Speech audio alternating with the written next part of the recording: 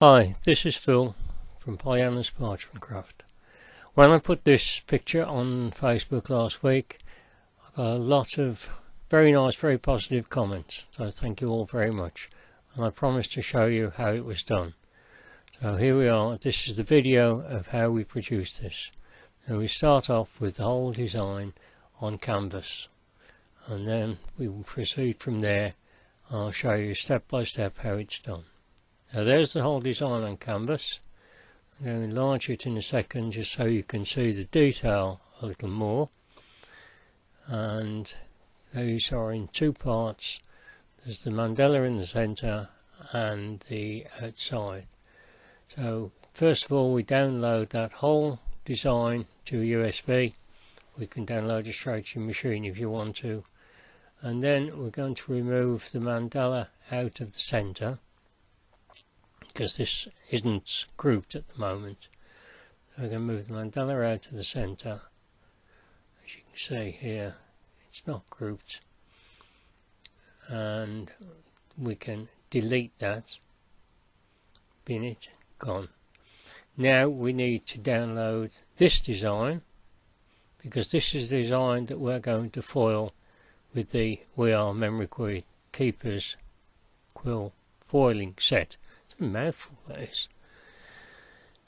So we need to download this as well. I always use the USB because I work between several machines, and that gives me the patterns that I want regardless of what machine I'm using.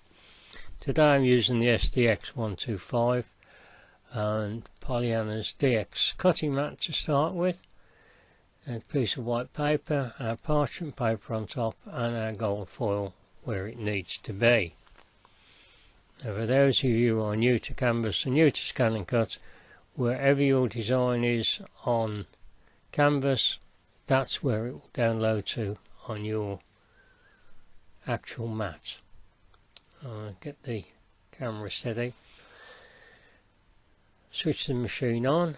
Now all that I'm doing on here is quite easily done exactly the same on the CM range. I've got a 300, I've got a 900. We can do all of this on the CM range. You don't need the DX for this. It's just that this is my latest toy, so I'm playing with it. It's quite a nice machine, but it doesn't really do anything extra to the CM range. It's quieter, do it a bit quicker. It's got that automatic blade if you use it. But apart from that, it's roughly the same. So we look for the design now on here, and there it is. Okay, on that. Now you can't see very well, my camera skills aren't good, and there's a fluorescent light which doesn't help. I'm going to change that.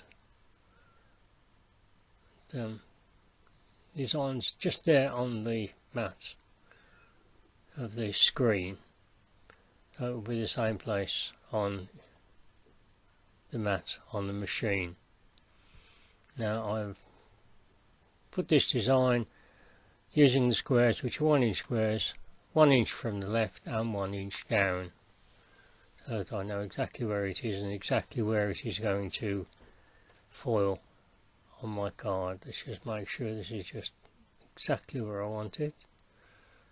Yeah, I'm not using my fingers at the moment. I'm actually using the pokey tool. The stylus is what they call it, isn't it? A bit of plastic with a pointed end. Now we just get that just where we want it. There we go. Right, I think that'll do it. Yeah, we're about there.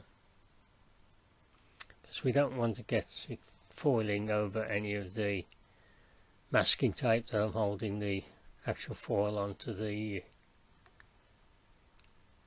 cutting mat with. So we're ready to start now, and obviously we're going to pick draw. Pressure is 3 and the speed is 3, and I'm using the broad nibbed quill pen. I think what else to call it except a quill pen. I'll show you that in a second. There we are, it's just see it there in the tool holder. So it out a minute. If it'll come out, come on. There we go. That's in the B holder, B for brother. This quill set will fit 4 different machines, but the B1 is for brother. And now we're going to tell it to draw. I don't use a power pack. I plug mine straight into a phone charger that plugs straight into the wall, so that it's quite easy there. And there we are, quite happily foiling away the design that we saw on canvas a few moments ago. This is the 4 outside corners and the star in the middle.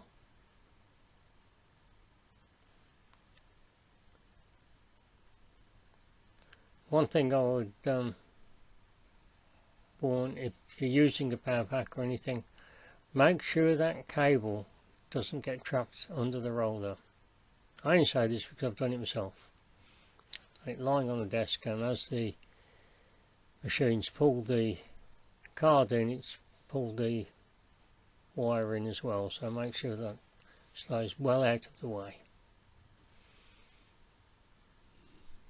I know some of the things to more experienced people with the scan and cut are going to sound like granny sucking eggs, but there's a lot of people out there who are new to this. There's always things to learn. I learn things every day. I had this thought to see if we could foil and emboss foiling, and yes we can. There we are. I pull all this off, the old trusty masking tape. There's the design. Take the mat out. There you are. I apologise for the quality of the picture, but that's the fluorescent light above me reacting with white paper. But you can see the design is there, it's complete, there's nothing missed, and I've used gold foil this time. Quite nice by itself actually. Now to Pollyanna's DX Universal Embossing Mat. And we've put the parchment on the embossing mat and we've turned it upside down. That's gold side down, and it's showing us a nice design on the back there. We're going to load the mat. I don't say we all the time, I'm going to load the mat because nobody else here with me. I load the mat, and now we're going to scan the design. I know we've got it on already, we've got the design, but this time we're going to scan it. And the reason for this is we want a picture of it exactly where it is. As I say, whatever you see on your screen of your scan and cut, whether it's the DX or whether it's the CM, is where it is on your actual mat. So we're going for a scan to cut data. Must be scan to cut data, not direct cut. Scan to cut data. I've chosen black and white because I've only got the 2 colours there. I've already set the lever at position 2. Pull the machine forward so it doesn't catch anything behind, and press scan. Now it's scanned, and now it's processing and recognising what we've scanned.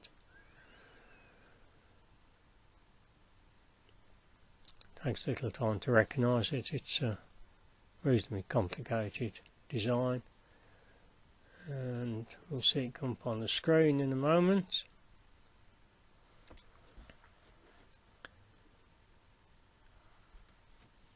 There we are. You can see the green mat with the parchment on it. It's okay with that, and we will bring our frame in around it to where we want it, and press preview on that and put it in the right place. There we go. Sorting that out. Yep, fine. And I'm going to save that to the USB as well, and it's given me a number with a lot of zeros and 23 behind it. We can close down that particular screen completely, go back to screen 1, retrieve data or save data as it is on the CM range, go down till we find the lots of noughts, 23,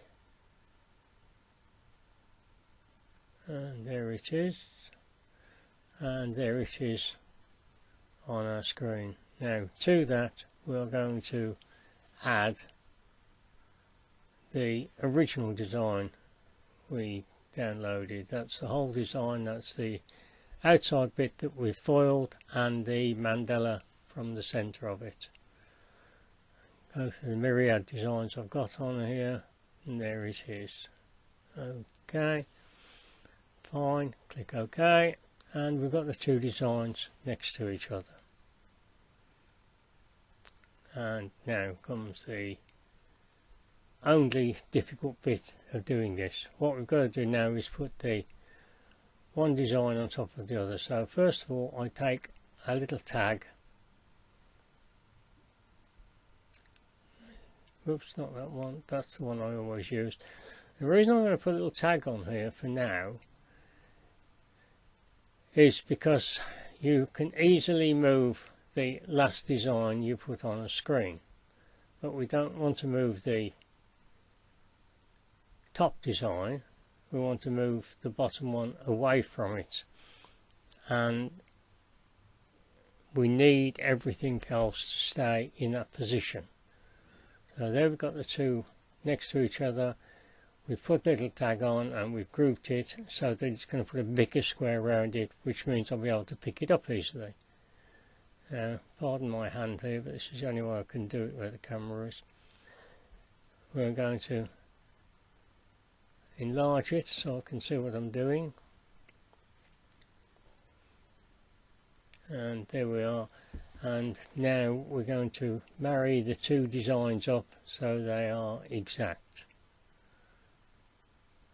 Pull this one over a bit, you can see it's not quite there yet, and there we go, that's looking almost right. Okay, right, who noticed the deliberate mistake? Let me explain. That is the back of the design. The gold to the other side, that's the back of the design, so we need to flip the other design, turn it over so it's facing the same way, because it's not quite symmetrical, and to get it to fit nicely it's got to be right, so we have to flip it over so it fits. Now we've got it there, we've fitted it, and that little tag I told you about,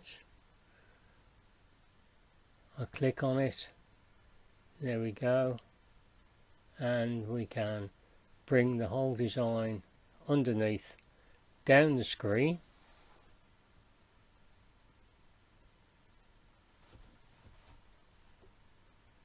You'll see it in a moment. There we are, go to the bottom of the screen there. You can see what little tag's on. It's put a bigger square around it so I can grab hold of it. Then we just delete it.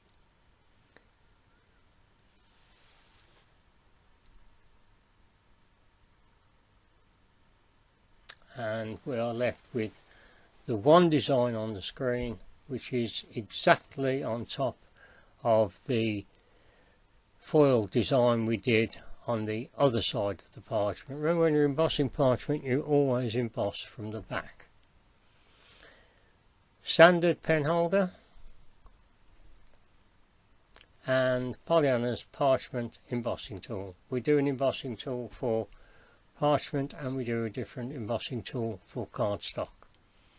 Both work on the same principle, except cardstock you emboss on the front, parchment you emboss on the back. Tools are slightly different.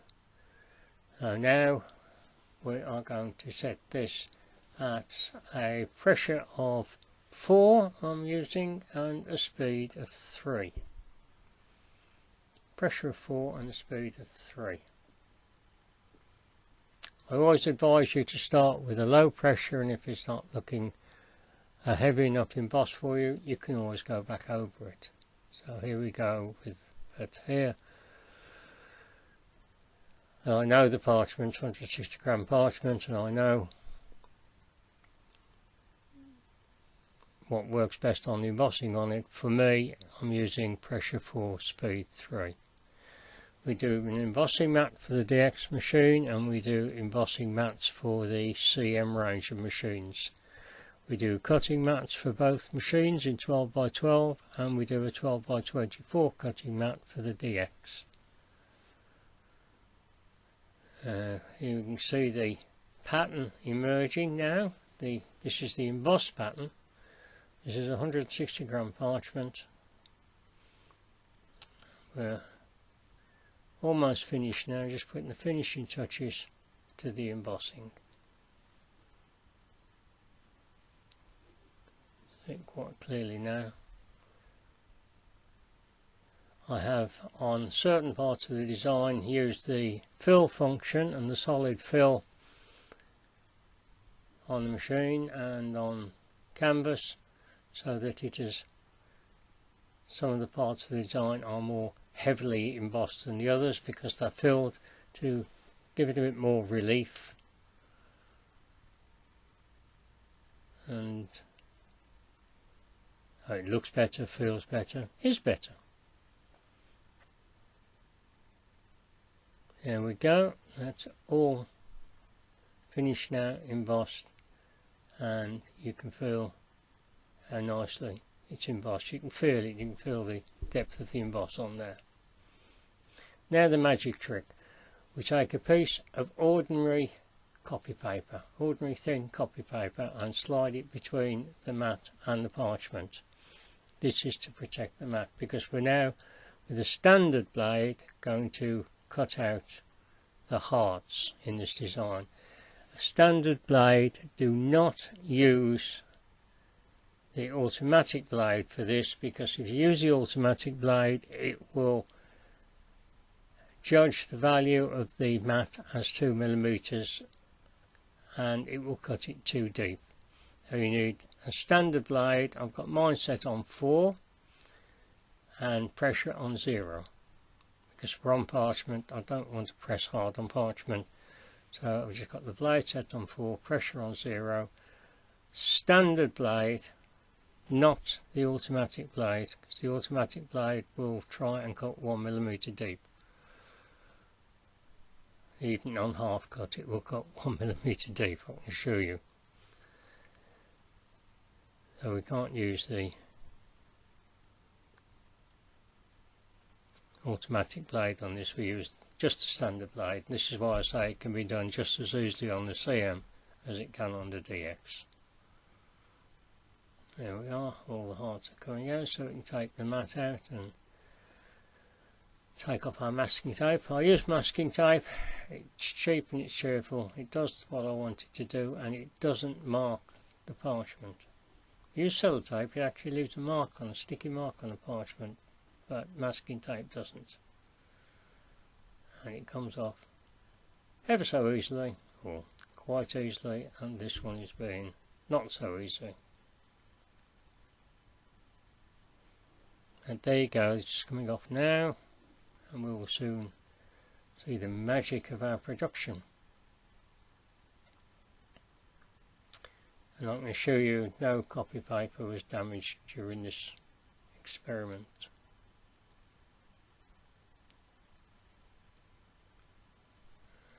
And there we go. There's our design. One of the hearts has already fallen out. Let's just poke the rest of the hearts out now. They've all cut through nicely. And we just pull out with our fingers. There we go, a couple more to go.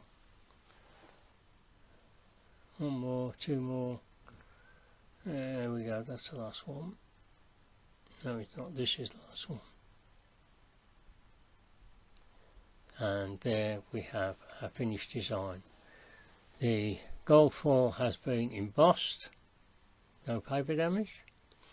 Gold foil has been embossed, and the mandala itself has been embossed, and the star in the centre has been heavily embossed. And there we are on the rainbow card I used earlier, and you can see how nicely it's come out. There's the one that I did last week, both coming out exactly the same. So, thank you for watching. I hope you've enjoyed it. I hope it's given you some ideas and given you some inspiration, and shown you that there's a lot of things that we can do with our scan and cut that we didn't think possible. I haven't seen anybody else try to emboss foil on parchment with the machine. Maybe it's a first, I don't know. You can see how well it's embossed on the back as well. You can see that's a nice start of a card, or whatever you want to use it for. Maybe the side of a lantern, I don't know. That's the finished article. Thank you for watching. I hope you've enjoyed it. I'm available to answer any questions you like. You can ask me on Facebook, you can message me, you can contact me on Pollyanna's Parchment Craft Facebook, you can contact me on pollyanna's.parchmentcraft.com, and I always answer questions and give tips and helps wherever I can. So